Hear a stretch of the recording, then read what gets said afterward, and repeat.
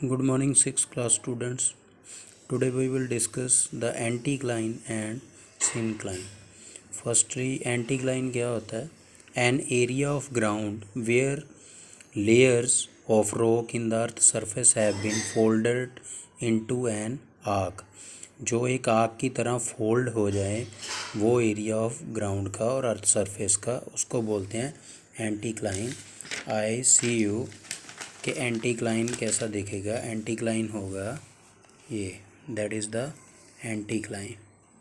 Okay, यहाँ पे अगर मैं एक एक्सिस भी बना दूँ तो ये अपने एक्सिस से क्या हो रहे हैं, दूर जा रहे हैं। So this is called the anticline.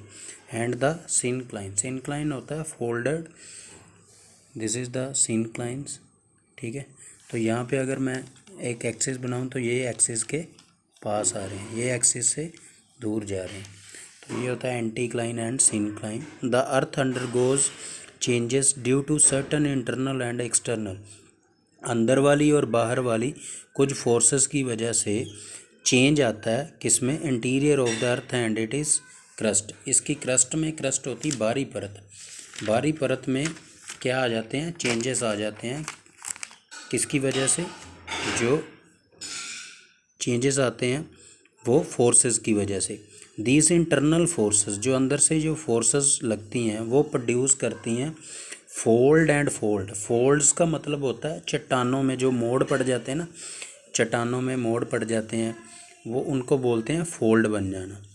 Fold form under condition of stress. ये किसकी वजह से होती है, कुछ चीज़ें होती है जिसकी वजह से ये बनती हैं। स्ट्रेस, स्ट्रेस का मतलब होता है भार की वजह से, प्रेशर यानी कि दबाव की वजह से, एंड टेम्परेचर यानी कि तापमान की वजह से ये सारी चीज़ें फोल्ड्स बन जाते हैं। The classification of the fold is done according to their size. ये साइज़ के अकॉर्डिंग, शेप एंड टाइटनेस, इन चीज़ों के अकॉर्डिंग ये सारे फोल्ड्स बनते हैं।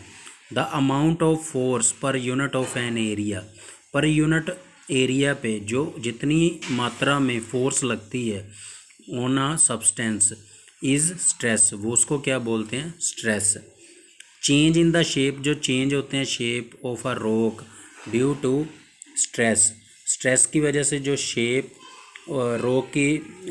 रॉक में जो शेप लेते हैं या चेंज होती है, that is called the deformation. एक फॉर्मेशन होती है जब वो अलग शेप ले लेती है तो that is called the deformation. The stress by force that squeeze और compresses rocks together is compression.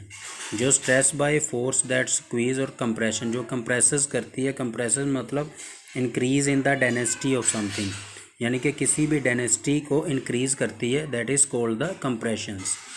Stress that cause stretching in rocks is called tension. Stress that cause stretching, जो स्ट्रेचिंग करती है rocks की, उसको बोलते हैं tension.